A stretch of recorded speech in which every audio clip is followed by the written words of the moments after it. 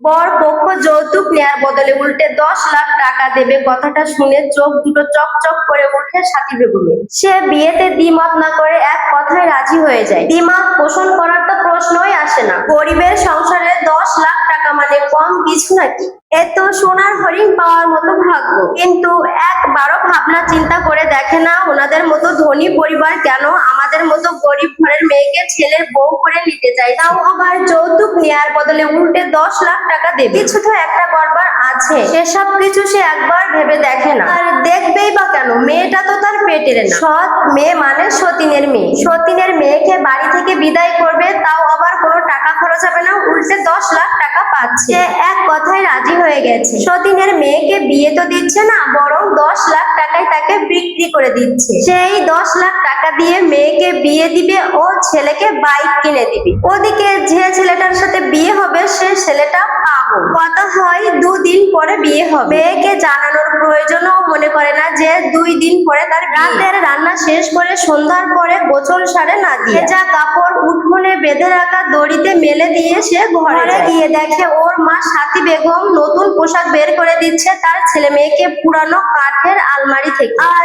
নিজেও একটা শাড়ি বের করে নাদিয়া বুঝতে পারে না এই রাতের বেলা তিনজন নতুন পোশাক বের করে কি করছে। কোথাও যাবে কি?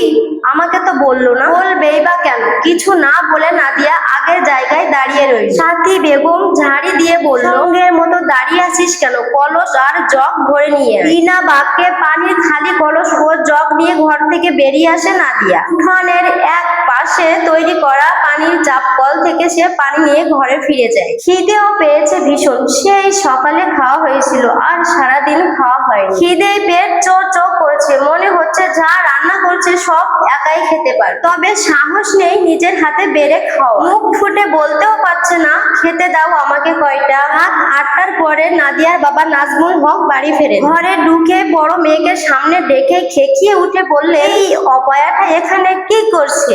ওকে বলছি না আমি বাড়ি ফিরে যাতে আমার সামনে না আসে, দূর হয়ে যা আমার সামনে থেকে। বাবার মুখে এমন কথা শুনে আলগোছে বেরিয়ে আসে ঘর থেকে নাদিয়া। এখন আর তার কান্না আসে না। এসব কথা শুনতে শুনতে অভ্যাস হয়ে গেছে তার। বয়স তো কম হয়নি, 22টা বছর পেরিয়ে গেছে। বুদ্ধি হওয়ার পর পরিচিত কারোর কাছ থেকে সে আদর যত্ন পায়। বছরে 2-1বার যখন ফুপু আসে তখন একটু একটু ভালোবাসে। তাছাড়া ওকে ভালোবাসার মতো এই পৃথিবীতে আর কেউ নেই। রাত 10টার পরে হুট করে নাদিয়াদের বাড়িতে 8-10 জনের আগমন ঘটে। নারী পুরুষের গলার স্বর শুনে নিজের জন্য বরাদ্দকৃত কবুতরের মতো ছোট্ট একটি ঘর থেকে সে উকি দেয়। এটা ছিল গল্পের প্রথম পার্ট।